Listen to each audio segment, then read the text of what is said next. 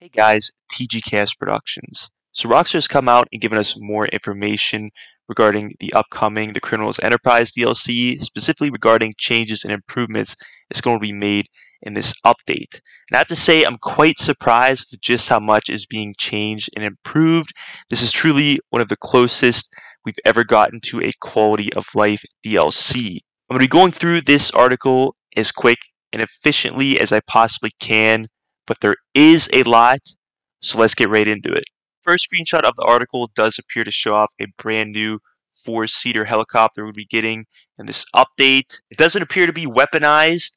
It will be cool to see if there's also a trade price for this vehicle, maybe through some of the new IAA missions, or maybe we'll even be able to use it in those missions. I also don't know what this vehicle is based off of. If I do happen to figure it out, I will make a post on the channel's social media pages, and that is on Instagram and Twitter. Now, moving on to the changes and improvements, we're starting with business protections and upgrades.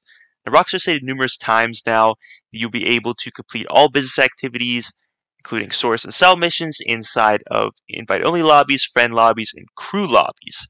However, for those players that still do want to sell in public lobbies and earn the high demand bonus, which essentially during sales you get earned a 1% bonus for every player in the lobby up to 24 players, those players can still take part in that.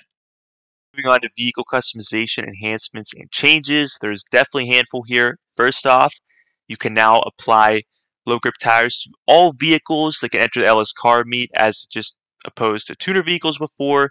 An example of this is shown with a photo or a screenshot of the Enos Jubilee having low grip tires applied in the LS car meet mod shop.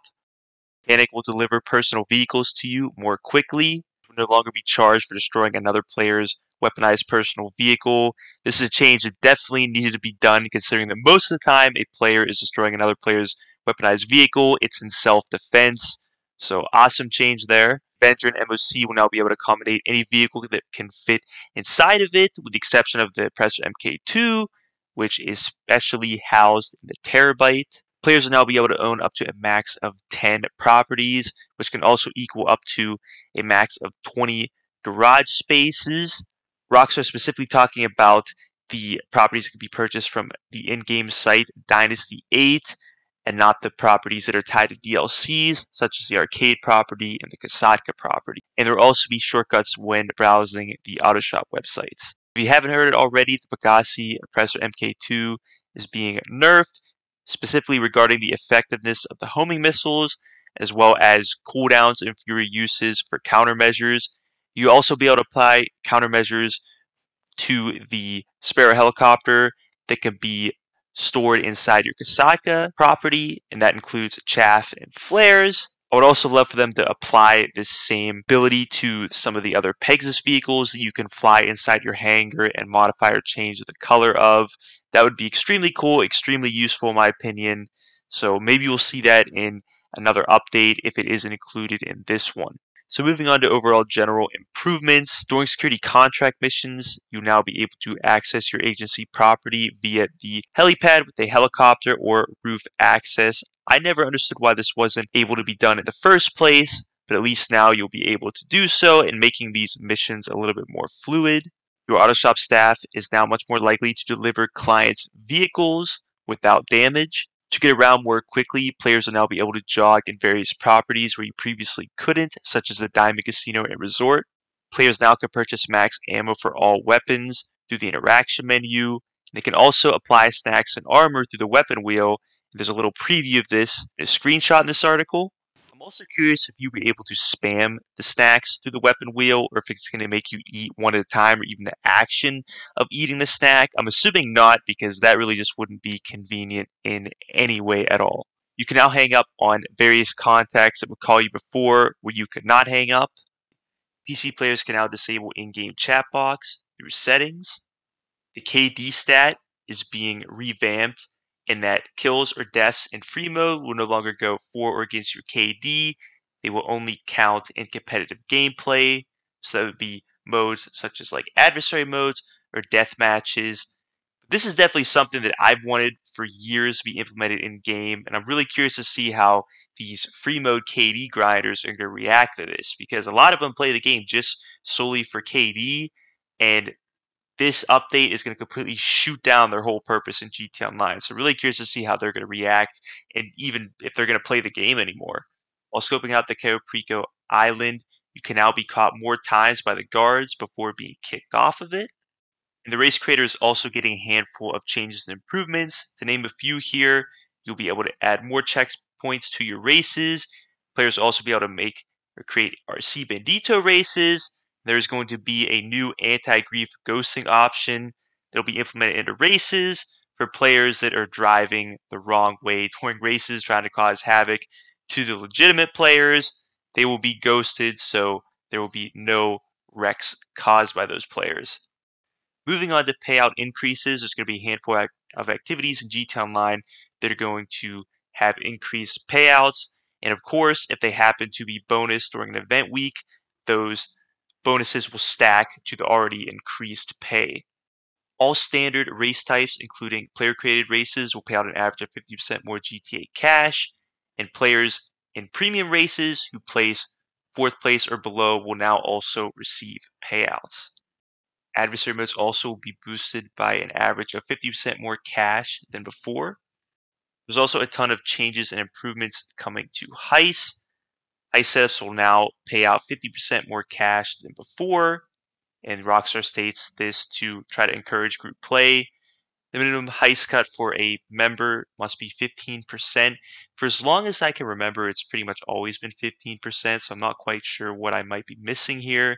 And the average cost of setting up a heist across the board is going to be $25,000. 4 out of the original heist finals will have an additional 75% GTA cash payout on top of the current take. And then the final original heist, as well as all Doomsday heists, have an additional 50% GTA cash payout on top of the current take. Looks like all heists are going to have a timer or cooldown timer of 1 in-game day or 48 minutes, and this is when playing as a group. However, when you're playing solo, so the Caprico heist, you're going to have a cooldown of 3 in-game days. If you happen to steal a primary target in the Caprico final, they're going to appear less frequently or often for the next 72 hours. I'm assuming that's real life days and not in-game days. That's 3 real days. However, during that time, the value of the secondary targets will increase. And Rockstar's overall reasoning for this is to encourage players to get involved with more activities in GTA Online. There's a ton of players that just focus on the Caprico heist. It is a great money-making method for sure, but there's definitely a ton of other opportunities and activities in GTA Online to make a ton of cash. We're even seeing increased payouts now. So I do think this is pretty reasonable in the sense of trying to get Rockstar to open up players to more of GTA Online's activities. I don't think they're sort of punishing the players for grinding this. They're just simply trying to get you to play the other activities in GTA Online or that GTA Online has to offer. We're also going to be seeing changes and improvements for those who work for a CEO or VIP, so such as a bodyguard or associate, or those who work for an MC president, MC members. First off, the salaries of bodyguards, associates, and MC members will be doubled. Now, one thing I'm curious about is the cash that MC members earn really isn't the same that associates and bodyguards earn. Associates and bodyguards earn so much cash in the course of so many minutes in GT Online, where MC members, really the only way they earn cash is by either participating in sale missions with the MC president or club work. And it does also mention that MC members will earn more cash in sale missions, so that is nice, but it doesn't really answer the question of how they're going to be getting doubled salaries.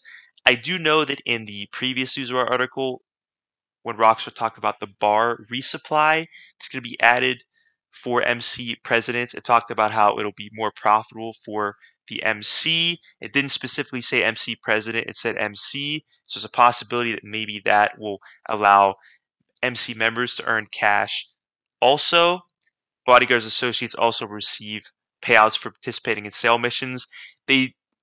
Before they didn't exactly get a payout, it was sort of just like a 5 or 10,000 bonus from SecuroServe. So it'll be nice to see that will increase. And then the fees for renaming organizations has also been reduced. Last, this article discusses first-time payout boosts that players can take advantage of through the 4 criminal careers we have in online: executive, biker, governor, and nightclub owner. We're going to first be able to take part in this starting July 26th, or the day the update releases, and we get an info through an email on our iFruit phone. And it seems Rockstar outlined below for each career what these first-time payout boosts are going to look like, or what we're going to be getting with this update. They also seem to be a one-time deal. For example, if we look at the bikers career, businesses are going to produce at 3 times the regular speed, returning to normal rates after your first sale mission is completed. So they don't seem to be permanent, hence first-time payout boosts. And I'm not going to go through all of these here. However, I did want to look at the executive career because it looks like we get a little info on a new type of sale mission we're going to get, which is titled Export Mixed Goods Sale Mission. And the only way this is able to be done is after one of our new warehouse staff members have acquired their first batch of special cargo. Now, in the previous article, we did get information that we're supposed to have this technician, Johan, acquire special cargo goods for us. And it also seems, based off of the wording here, staff members in this current article, he's not going to be the only warehouse member that we're going to have to acquire goods for us. So I'm definitely excited to see how that plays out. It doesn't seem like this is going to be the daily sale mission that can take place outside of your warehouse. I think this is going to be separate, but I'm definitely excited to see how this plays out. And very lastly here, we have limited time payout boosts for MC presidents, VIPs, and CEOs. Now, I'm not sure if this is tied to the first time payout boost. It may very well be separate. However, it looks like for a limited time, MC presidents will be able to take advantage of double cash in activities such as motorcycle club work, club challenges, clubhouse contracts, member challenges, and CEOs and VIPs will be able to take advantage of double cash in VIP work. So it'll be interesting to see how limited this will be and whether or not it can return. But this is all info we're going to have to, but we're really just going to have to wait until the DLC to find out for sure. And that is pretty much everything in this article. Rockstar just ends off by saying there's more to come to GTA Online, and they thank us again. But I'm super excited for this DLC and definitely all the quality of life changes and improvements being made. It's definitely been long overdue. Let me know what you guys think of these changes and improvements. As always, please remember to like, subscribe, share this video. Be sure to comment if you have any questions, and have a great day.